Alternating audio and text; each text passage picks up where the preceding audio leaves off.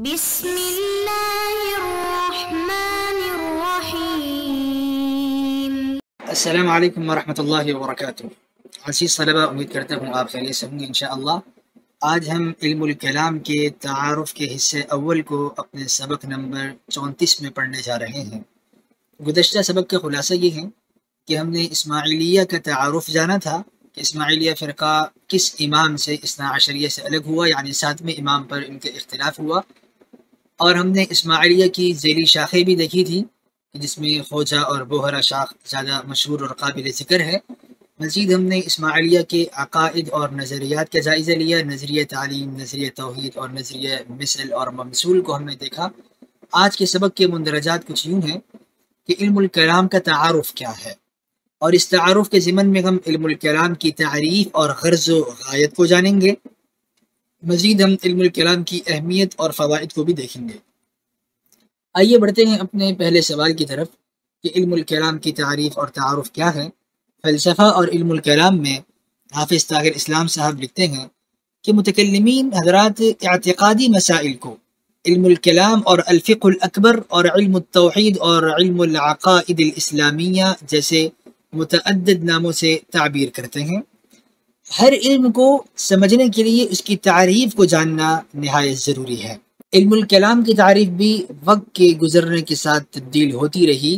جیسے جیسے زمانے بدلتے رہے، علم الکلام کو نت نئے چیلنجز اور تحدیات کا سامنا کرنا پڑا، اس کی تعریف میں بھی اضافہ ہوتا چلا گیا۔ ہر دور کی تعریف مختلف پہلوؤں کو شامل ہوتی رہی ہے۔ یہاں پر علامہ علم الکلام کی 4 تعریفات ذکر فرمائیں گے۔ علم الکلام کے موجد امام اعظم ابو حنیفہ رحمۃ اللہ علیہ کو قرار دیا جاتا ہے، اور آپ نے الفقہ الاکبر کے نام سے علم الکلام میں کتاب تصنیف فرمائی ہے۔ امام صاحب تعریف فرماتے ہیں کہ جاننا، اگر اصول دین کو جانیں گے تو اسے ہم علم الکلام کہیں گے۔ فرماتے ہیں کہ جان لو کہ تفقہ حاصل کرنا، سمجھ بوجھ حاصل کرنا اصول دین میں یہ زیادہ افضل ہے کہ مسائل میں اور فروعی احکام میں سمجھ بوجھ اور تفقہ حاصل کیا جائے، یعنی دین اسلام کے عقائد سیکھے جائیں، یہ زیادہ افضل ہے اس سے کہ فروعی مسائل سیکھے جائیں۔ فروعی مسائل کی اہمیت اپنی جگہ، لیکن اصولی مسائل یہ زیادہ افضل اور اہم ہیں۔ فقہ کا معنی یہ ہے کہ انسان کا جاننا ما یجوز لہا، جو اس کے لیے جائز ہے اعتقادی اور عملی مسائل میں سے، اور جو انسان کے لیے واجب ہے اعتقادی اور عملی مسائل میں سے، تو اس کو ہم فقہ سے تعبیر کرتے ہیں جاننے کے معنی میں۔ اور پھر وہ مسائل جو عقائد سے متعلق ہوتے ہیں اسے فقہ اکبر کا نام دیا جاتا ہے، اور جو فروعی احکام ہیں جو عملیات سے متعلق ہیں انہیں فقہ اصغر کا نام دیا جاتا ہے۔ چونکہ اعتقاد کا تعلق اصول دین سے ہے، اسی لیے اسے فقہ اکبر کا نام دیا گیا، اور فروعی احکام یہ اصولی کی بنسبت کم درجہ رکھتے ہیں، اور اسی لیے انہیں فقہ اصغر کا نام دیا گیا ہے۔ علم الکلام کی دوسری تعریف ابو نصر الفارابی نے بھی کی ہے، جو 4 صدی ہجری کے مشہور فلسفی ہیں۔ آپ نے اس انداز سے علم الکلام کی تعریف کی کہ علم الفقہ اور علم الکلام میں امتیاز پیدا ہو جائے۔ شیخ فارابی نے تعریف کی کہ انسان علم الکلام کی وجہ سے شارع کے مقرر کردہ اعتقادات و افعال کی ادائیگی پر اور منکرات سے بچنے پر قادر ہو جاتا ہے۔ جب بندہ علم الکلام سیکھ لیتا ہے تو اسے اللہ تعالیٰ کی طرف سے مقرر کردہ عقائد اور افعال معلوم ہو جاتے ہیں، لہذا ان افعال کی ادائیگی اس کے لیے آسان ہو جاتی ہے، اور منکرات سے بچنا بھی اس کے لیے آسان ہو جاتا ہے، اور وہ منکرات سے بچ جاتا ہے۔ ان 2 تعریفوں میں اگر دیکھا جائے تو ایجابی پہلو کو سامنے رکھا گیا ہے، جبکہ علماء اشاعرہ میں علامہ بیضاوی نے علم الکلام کی تعریف کچھ اس انداز سے کی ہے کہ علم یقتدر معه على اثبات العقائد الدینیہ، علم الکلام کے ذریعے سے انسان دینی عقائد کو ثابت کرنے کا ملکہ حاصل کرتا ہے اور اس پر قادر ہو جاتا ہے۔ یعنی یہ نہیں بتایا جا رہا کہ علم الکلام سے بندہ صرف جان لیتا ہے، اس علم کو پڑھنے کے بعد بندے میں یہ ملکہ پیدا ہوتا ہے اور اسے یہ قدرت اور اختیار حاصل ہو جاتا ہے کہ وہ اس علم الکلام کے ذریعے سے معہو، اس علم کو حاصل کرنے کے بعد اس کے ذریعے سے دینی عقائد کو ثابت کر سکے۔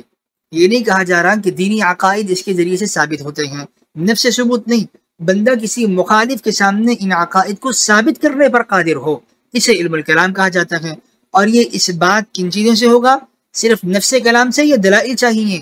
تو علامہ بیضاوی نے تعریف کی کہ بِإِرَادِ الْحُجَّةِ عَلَيْهَا، کہ علم الکلام حاصل کرنے کے بعد ایک متکلم دینی عقائد کو حجتوں کے ساتھ، دلائل کے ساتھ ثابت کرتا ہے۔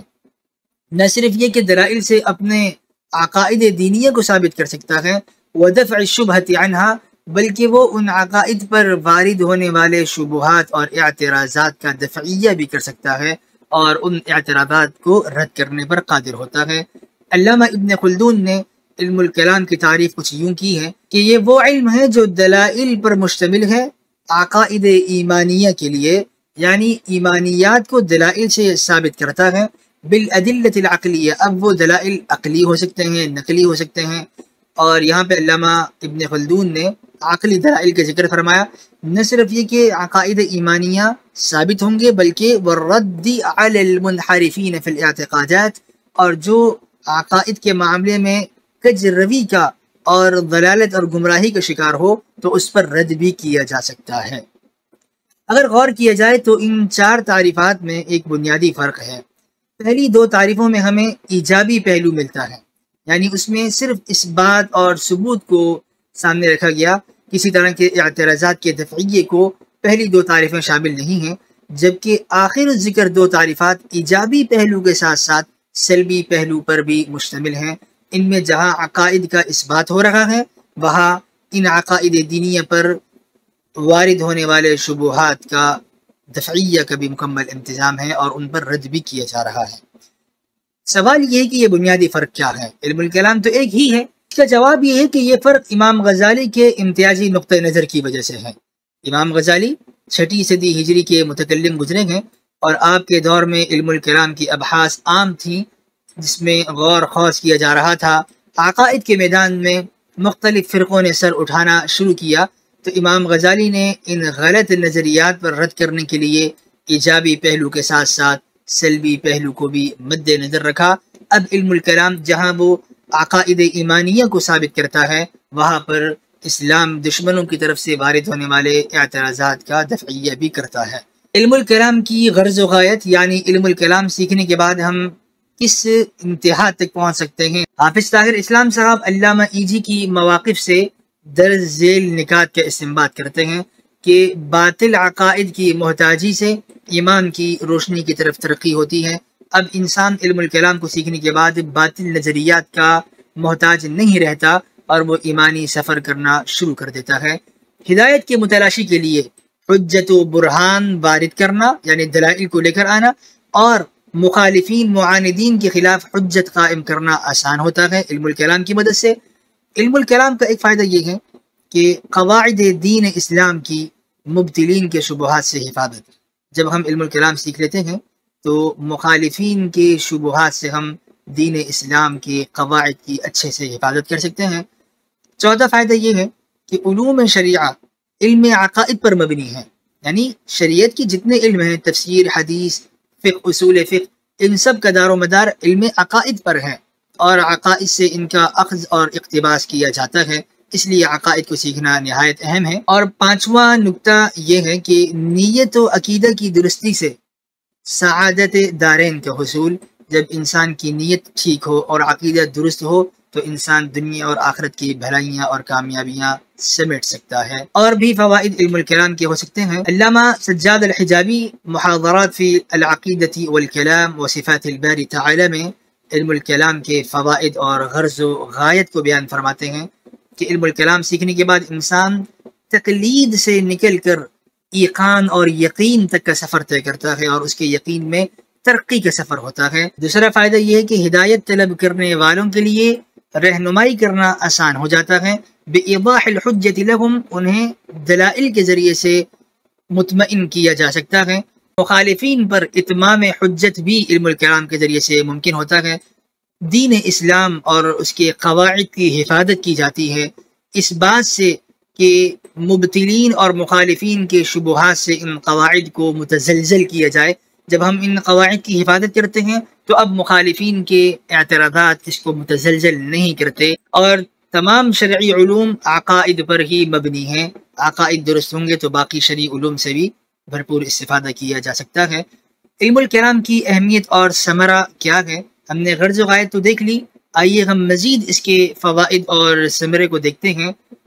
عبد المالک جوینی علم الکلام کی مباحث کو الارشاد الی قواطع الادلہ میں جمع فرماتے ہیں، اور یہ علم کلام کی معرکۃ الآراء تصنیف ہے۔ علماء نے اس کتاب کی بہت سی شروحات لکھی ہیں۔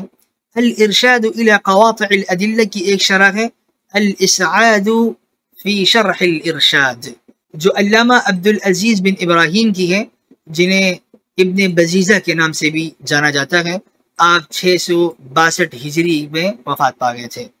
علامہ ابن بزیزہ نے لکھا کہ یہ علم جسے علم الکلام کہا جاتا ہے، اس کا مرتبہ دیگر تمام علوم میں یعنی شرعی علوم میں مخفی نہیں ہے، اور یہ تمام شرعی علوم پر امتیاز اور اپنا نمایاں مقام رکھتا ہے، اور اس امتیاز اور نمایاں مقام کی متعدد وجوہات ہیں۔ علامہ نے 5 وجوہات نقل فرمائی۔ پہلی وجہ تو یہ بیان فرماتے ہیں کہ دیکھیے ہر علم کا ایک معلوم ہوتا ہے، یعنی ہم ہر علم سے ایک خاص موضوع میں بحث کر رہے ہوتے ہیں، تو علم الکلام کا معلوم کیا ہے؟ ذات خداوندی اور صفات خداوندی اور افعال خداوندی۔ جیسے اللہ تعالیٰ کی ذات، صفات اور افعال یہ تمام مخلوقات سے افضل ہیں، ایسے ہی جتنے علوم ہیں جن کے معلوم اور موضوع اللہ تعالیٰ کی ذات و صفات کے علاوہ ہیں، تو وہ تمام علوم مفضول ہوں گے، اور علم الکلام اپنے معلوم کی وجہ سے افضل علم قرار پائے گا۔